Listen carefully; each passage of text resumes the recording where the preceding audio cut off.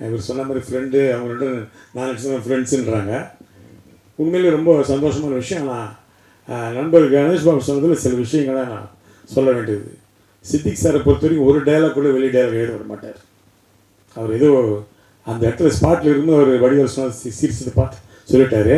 ஆனால் எல்லா டைலாக்குமே சித்திக் சார் ஸ்கிரிப்டில் இருக்கும். ஏன்னா நான் அவரோட டைலாக் ரைட்டராக ஒர்க் பண்ணானேன் பாஸ்கர் ராஸ்கலில். ஒரு டைலாக் கூட அவர் வேறு டைலாக் சொல்ல விட மாட்டார். எந்த டைலாக் வேணான்றவார், எனக்கு தெரியும் இது போதும் அப்படின்றவார். அதில் ஆணியே பிடிக்கமான டைலாக் வந்து சித்திக் சார் கோகுலகிருஷ்ணா எழுதின டைலாக் தான். அதில் வடிவேல் சொன்ன டைலாக்லாம் கிடையாது. தவறான ஒரு செய்தியாக போச்சது. ஏன்னா நான் ஸ்பாட்டில் இருக்கிற ஆனால் தெரியும். ஒரு டைலாக் கூட அவர் சொல்ல விட மாட்டார். ஒரே ஒரு டைலாக் நான் சொந்தமாக போட்டேன் அந்த படத்தில். பிரமண்டராஜ் சார் கேட்பா, டேய் நேற்று பஸ் ஸ்டாண்டில் என்ன நடந்தது அப்படின்வார்.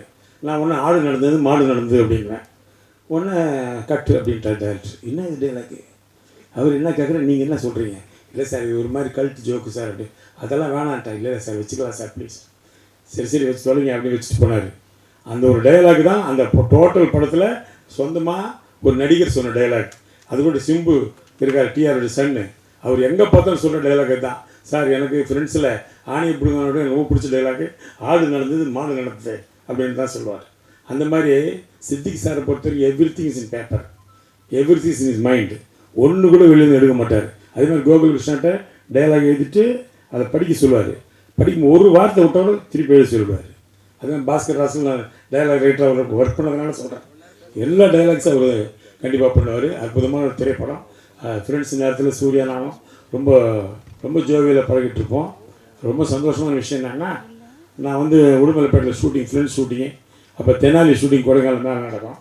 நைட்டு இங்கேருந்து காரில் கிளம்பி மேலே போனோம். அங்கே போய்ட்டு ஒரு நாள் ஷூட்டிங் முடிச்சுட்டு அங்கேருந்து நைட்டு கிளம்பி இங்கே வரணும். அவ்வளோ பிஸி. அந்த நேரத்தில் இங்கேருந்து போகும்போது சூர்யா ஜோதிகா கேட்டதா சொல்லு, இது கேட்குறது தான் என் வேலை. உடனே நான் அங்கே போய் madam Surya about you ask எனக்கு பாதி இங்கிலீஷ் தான் தெரியும் சொல்லி முடிச்சாங்க. தேங்க்யூ அப்படிம்பாங்க.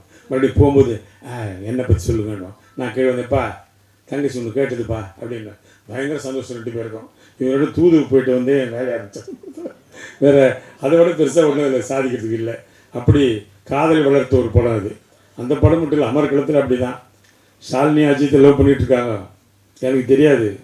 நான் உட்காந்து அட்வைஸ் பண்ணிகிட்ருக்கிறேன் அஜித்துக்கு. அஜித் சினிமாவில் இருக்கிற யாரையும் லவ் பண்ணி கல்யாணம் பண்ணுறாங்க, நான் ஃபேமிலிக்காக லவ் பண்ணி கல்யாணம் பண்ணேன், புரியுதா? ஏன்னா சினிமா அப்படி இப்படின்னு அப்படியே அதை ஸ்டரன் சார் டைரக்டர் அவர் இதில் பார்க்குறாரு மானிட்டரில். என்ன அவன் சீரியஸாக பேசிகிட்டு இருக்கிறான், வாங்க அப்படி கூப்பிட்டாரு. என்ன பண்ணுறீங்க? இல்லைப்பா அஜித்துக்கு நான் சில அட்வைஸ் எல்லாம் கொடுக்குறேன். என்ன அட்வைஸ்? இல்லை இது மாதிரி சினிமாவில் இருக்கிற யாரையும் லவ் பண்ணுவாங்க அப்படி. பாவி ஷாலினி லவ் பண்ணுறாங்க, அடுத்த மாதம் கல்யாணம், உனக்கு படம் வேணுமா வேணாமா இதோட போய்டு மிரட்டினார். அதோட வாய் முன்னவன் தான், நான் பேசவே இல்லை அதுக்கப்புறம். அதனால் ஒரு அற்புதமான திரைப்படம்.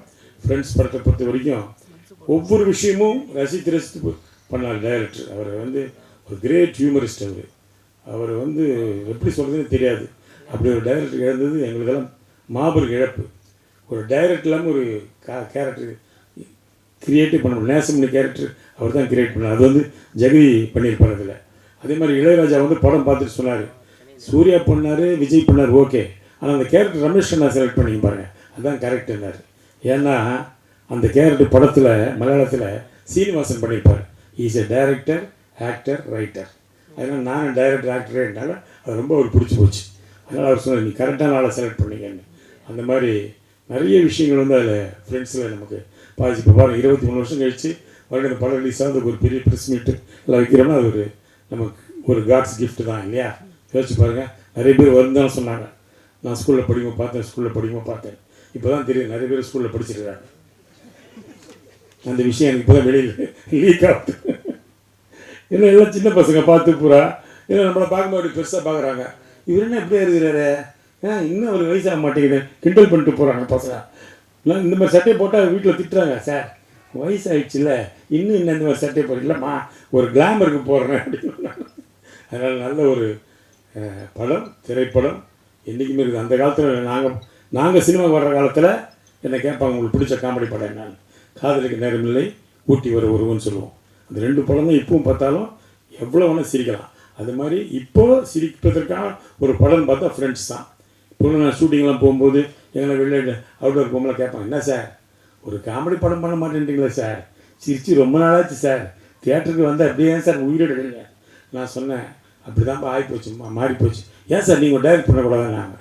நான் சொன்னேன், டைரக்ட் பண்ணலாம், ஆனால் டைரக்ட் பண்ணலாம் இந்த காலத்தில் ட்ரக் விற்கணும், இல்லைன்னா துப்பாக்கி புதுசாக கண்டுபிடிக்கணும், இது பண்ணால் தான் கதை பண்ண முடியும். அப்படி ஆகிடுச்சு. இப்போ நல்ல ஒரு கதை சென்டிமெண்ட்டு சிரிப்புன்றதெல்லாம் கிடையவே கிடையாது. அதனால் இந்த படம் நிச்சயமாக தியேட்டரில் பெரிய லெவலில் போகணும்னு இறைவனை வேண்டுகிறேன். ஆனால் நிறைய விஷயம் இருக்குது. இந்த கடிகாரம் உடைக்கிற சீன் இருக்கு இல்லையா, அந்த சீனில் கடிகாரம் உடைச்ச உடனே விஜயோ சூர்யாவோ சிரிச்சிடுவாங்க, அவ்வளோதான். அது மறுபடியும் அசம்பிள் பண்ணுறதுக்கு கிட்டத்தட்ட ஒரு 1/2 hour ஆகும். மறுபடியும் எடுத்து மறுபடியும் ரெடி பண்ணி போட்டோன்னே ஐயோ பிடிக்கலன்னா டம்மல் உடஞ்சிடும், உடஞ்சோன்னு சிரிச்சிடுவாங்க. இப்போ கூட படம் பார்த்தீங்கன்னா விஜயும் சூர்யாவும் அப்படி திரும்பி நின்று சிரிச்சிட்டு இருப்பாங்க பார்க்கறதுக்கு. அதனால் அந்த படம் அந்த ஷாட்டுக்கு அவ்வளோ. அதே மாதிரி வடிவேலுக்கு தலையில் சுற்றி போட்ட ஷாட் ஒரு காமெடி.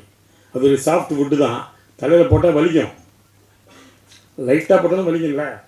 டைரக்டர் டைலாக் ஆகிட்டார் கோபாலகிருஷ்ணா, நடு மண்டல் நச்சுன்னு போட்டான்னு. அது நடு மண்டல் விட மாட்டேங்குது, இங்கே விழுது இங்கே விழுது இங்கே விழுது.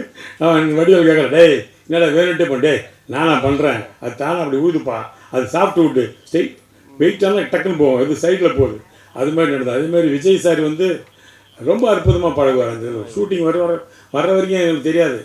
நம்மளாம் போய் முதல்ல டைலாக்லாம் கேட்டுக்கிட்டு அப்படி பண்ணிவிட்டு இப்படி பண்ணிவிட்டு என்னமோ அதை ப்ரிப்பேர்லாம் பண்ணிகிட்டு இருப்போம்ல, அவர் அதெல்லாம் பண்ணிட்டு சைலண்ட்டாக இருப்பார். வந்து ஸ்பாட்டில் நடித்தார்னா அற்புதமாக நடிச்சுட்டு போயிடுவார். அது எப்படி தான் அவருக்கு வர அவர் அந்த பான் கிஃப்ட்டுன்னு நினைக்கிறேன் அவருக்கு. அதே மாதிரி ஆமாம் பான் கிஃப்ட் அவருக்கு. அதே மாதிரி டப்பிங் கூட சரி, நான் போனால் ஒரு டப்பிங் ஒரு லூப் வந்து ஒரு 4 தடவை பேசுவேன். ஆனால் அவர் அப்படி இல்லை, ஒரே தடவை பார்ப்பார், கரெக்டாக பேசுவார் டப்பிங்கை. அவர் எக்ஸ்ட்ரானரி ஆர்டிஸ்ட் டப்பிங். அவர் எனக்கு தெரிஞ்ச நடிகர்கள் சிவாஜி கணேசன் மட்டும் தான் அப்படி பேசியிருக்கார். அவர் மட்டும்தான் ஒரு தடவை போட்டுட்டு அப்படி பார்த்தாருன்னு வச்சுங்களேன், போடுறா ரீலன்னுவார், போட்டால் படைப்பாடலாம் போட்டாங்கன்னா ஒரே டைம் தான் கரெக்டாக பேசுவார். அது மாதிரி விஜய் அவ்வளோ அற்புதமான நடிகர், அற்புதமான கேரக்டர். அதே மாதிரி ஒரு பந்தாலாம் கிடையாது, எங்களோட ஜாலியாக உட்காந்து பேசுவார், சந்தோஷமாக இருப்பார். எந்த இடத்துலையும் நான் ஒரு ஹீரோ நீ காமெடி அப்படிலாம் பழக மாட்டார். ரொம்ப அற்புதமான ஒரு பழகுகள். அது தேவானி மேடத்தை போய் சொன்னோம்னா ரொம்ப முதல்ல ஜோதிகா தான் போட்டாங்க அந்த கேரக்டரில், அப்புறம் சிம்ரனில் போட்டாங்க, எல்லாம் போயிடுச்சு. அப்புறம் தேவானி தான் நடித்தாங்க. ஏன்னா அவங்களுக்கு ஒரு லக் இருக்குது, அவங்க எந்த படம் நடித்தாலும் சூப்பர் ஹிட். காதல் கோட்டையில் ஆரம்பித்து ஃப்ரெண்ட்ஸ் வரைக்கும் எல்லா படமும் நடித்த படம்லாம் ஹிட்டு. அதனால் ரொம்ப அவங்களும் இந்த படத்தில் பெரிய பங்காயிட்டுருக்கு. அந்த கோபம் படுற சீன்லாம் இந்த பாட்டு பார்த்துருப்பீங்களே, அந்த டென்ஷன், அந்த சாங்கை அதெல்லாம் ரொம்ப அற்புதமாக பண்ணியிருப்பாங்க. அவங்களுக்கு என்னுடைய வாழ்த்துக்களை தெரிவிக்கிறேன். நன்றி. நன்றி. அடுத்ததாக திரு